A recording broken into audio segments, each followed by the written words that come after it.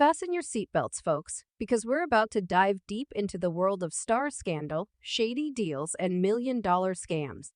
Mix together Steve Harvey, radio host Shirley Strawberry, and a huge scam that will blow your mind. Now increase that number by $1 million. And hold on for the ride of your life. A $1 million scam with a lot of people who fell for it. All of this happened because, so the story goes, the teaching business grew. Some of it was done through social media. Hello, everyone. Today, we're going to talk about Steve Harvey's co-host Shirley Strawberry and her husband's plan to make $1 million by lying. Yes, you did hear that correctly. I have a lot of mysteries going on here, like a husband with warrants from coast to coast, a secret love nest in the UAE, and even Steve Harvey's house. And I've only just begun to talk about it. It's been going on for a long time, and they're good enough at it to make people feel at ease and do things against their better sense. The well-known Steve Harvey's morning show is at the center of our conversation. Shirley Strawberry, who is one of the co-hosts, has been a big part of the success of the show. She adds a lot of energy to the show, and her piece The Strawberry Letter is especially well known. In this segment, she teams up with Steve Harvey to talk about the many problems and questions that come up in modern relationships. Together, they give help to their viewers. Strawberry's Shirley, her roots are in Chicago, but she has had a successful career in TV for almost 40 years. It's not strange that she came from this place. In fact, it has been a breeding ground for talented broadcasters, and many well-known people have been chosen for national distribution. Before she worked with Steve Harvey, Shirley was a guest on the morning show of the late Deb Banks, which was also in Chicago. When Shirley met Steve Harvey in Los Angeles, it was a big turning point in her career. Harvey, who had a morning show on a local station at the time, saw that Strawberry had a lot of promise. He says that before she met me in Los Angeles, she was a famous radio personality. Around the year 2000, he asked her to join his show because he saw how talented she was. Their work together became official when his show went national in 2005. Shirley was single for a long time after she got a divorce. She focused on her work and kept her personal life a secret. She didn't become a mother until she was 42. Her only child, a girl, was born when she was 42. Shirley decided to let love into her life again after having a successful job in television and being single for a long time. Because of this choice, she met Nesta Williams, a guy from Augusta, Georgia, who had moved to Atlanta in 1994. A friend of theirs who also knew Ernesto took Shirley to his personal service in Atlanta. Shirley was quick to say that Ernesto was a kind, honest guy who had done nothing but be nice to her. Let's talk about how Steve Harvey and Shirley Strawberry are different from other couples. It goes beyond being responsible.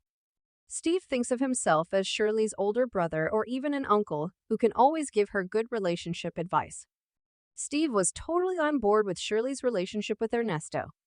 This help was more than just words.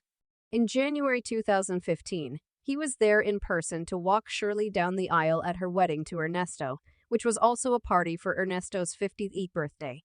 But for those of you who are just listening, a man just walked in.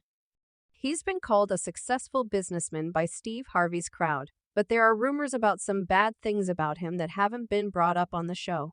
The story makes it sound like Ernesto may not have had the best life, with possible paternity problems with multiple children, a criminal record, and questionable business practices.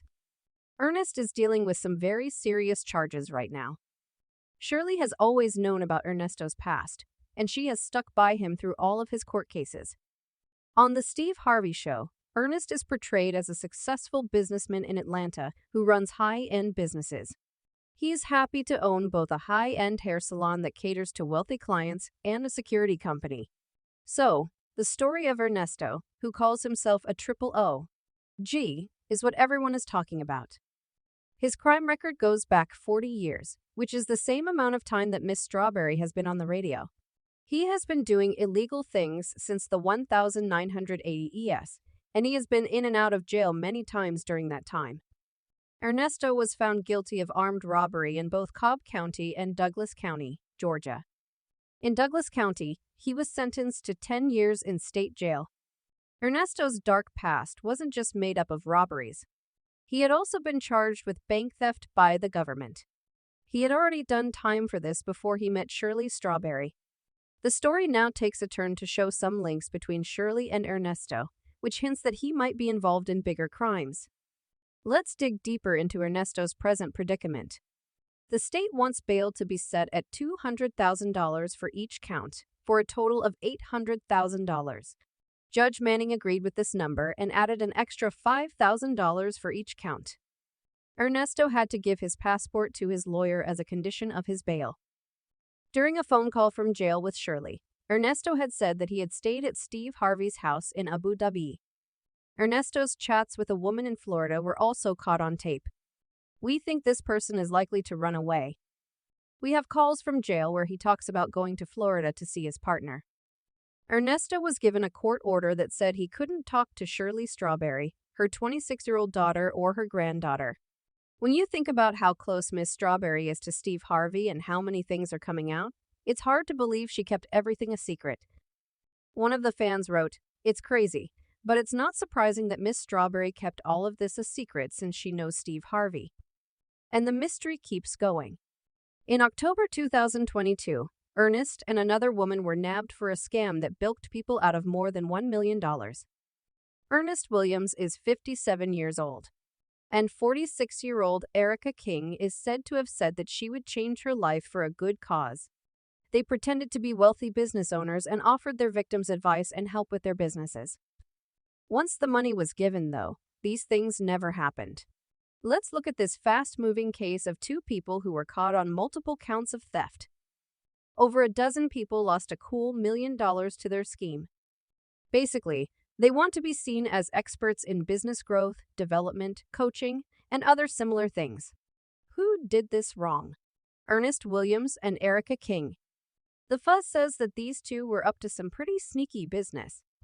People gave them their hard-earned money because they said they could help them reach their business or personal goals. But the detectives knew right away that this was a fake. To ask for more and more money, promising that things and services will be delivered later, but never following through. These people who said they were experts would take money for things they never did. And it's not a small amount of money. Their actions cost more than $1 million in money and property harm. But how did the cops find out about their mischief? It all started when they didn't pay the rent for a house on Pine Grove Road a few months ago. When police started digging into their money matters, they found this whole, complicated plan. Do you think Shirley was aware of what her husband was doing? And what about Steve Harvey? Is he just a bystander or is he helping things along? Leave a comment below with your ideas, and let's get this conversation going. Folks, that's all for now. Thanks so much for spending the day with me. If you enjoyed it as much as I did, hit that like button. And if you haven't already, click subscribe so you don't miss out on all the juicy news I have planned for you. Keep the comments coming until the next time, and keep being awesome.